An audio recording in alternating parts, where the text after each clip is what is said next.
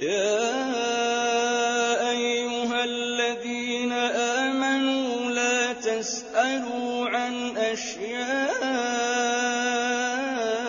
إِن تُبْدَ لَكُمْ تَسُؤْكُمْ وَإِن تَسْأَلُوا عَنْهَا حِينَ يُنَزَّلُ الْقُرْآنُ تُبْدَ لَكُمْ عَفَا اللَّهُ عَنْهَا ۗ وَاللَّهُ غَفُورٌ حَلِيمٌ. قَدْ سَأَلَهَا قَوْمٌ مِّن قَبْلِكُمْ ثُمَّ أَصْبَحُوا بِهَا كَافِرِينَ. مَا جَعَلَ اللَّهُ مِن بَحِيرَةٍ وَلَا سَائِبَةٍ وَلَا وَصِيلَةٍ وَلَا حَامٍ وَلَٰكِنَّ الَّذِينَ كَفَرُوا يَفْتَرُونَ عَلَى اللَّهِ الْكَذِبَ وَأَكْثَرُهُمْ لَا يَعْقِلُونَ. وَإِذَا قِيلَ لَهُمْ تَعَالَوْا إِلَىٰ مَا أَنزَلَ اللَّهُ وَإِلَى الرَّسُولِ قَالُوا حَسْبُنَا مَا وَجَدْنَا عَلَيْهِ آبَاءَنَا ۚ أَوَلَوْ كَانَ آبَاؤُهُمْ لَا يَعْلَمُونَ شَيْئًا وَلَا يَهْتَدُونَ. يَا أَيُّهَا الَّذِينَ آمَنُوا عَلَيْكُمْ أَنفُسَكُمْ لَا يَضُرُّكُم مَّن ضَلَّ إِذَا اهْتَدَيْتُمْ ۚ إِلَى اللَّهِ مَرْجِعُكُمْ جَمِيعًا فَيُنَبِّئُكُم بِمَا كُنتُمْ تَعْمَلُونَ. يَا أَيُّهَا الَّذِينَ آمَنُوا شَهَادَةُ بَيْنِكُمْ إِذَا حَضَرَ أَحَدَكُمُ الْمَوْتُ حِينَ الْوَصِيَّةِ اثْنَانِ ذَوَا عَدْلٍ مِّنكُمْ أَوْ آخَرَانِ مِنْ غَيْرِكُمْ إِنْ أَنتُمْ ضَرَبْتُمْ فِي الْأَرْضِ فَأَصَابَتْكُم مُّصِيبَةُ الْمَوْتِ تَحْبِسُونَهُمَا مِن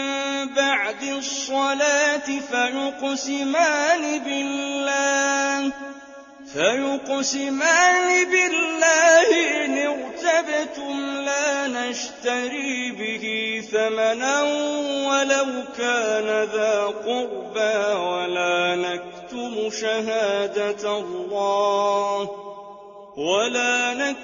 شَهَادَةَ اللَّهِ إِنَّا إِذًا لَّمِنَ الْآثِمِينَ. فَإِنْ عُثِرَ عَلَىٰ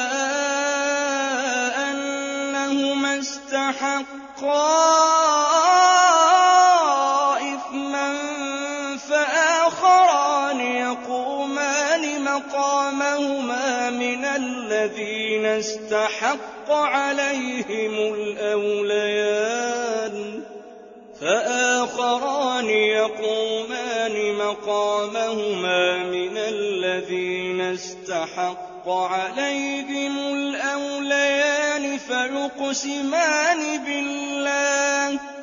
فيقسمان بالله لشهادتنا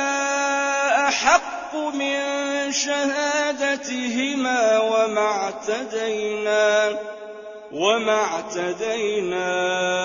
إنا إذا لمن الظالمين. ذلك أدنى أن يأتوا بالشهادة على وجهها أو يخافوا أن ترد أيمان بعد أيمانهم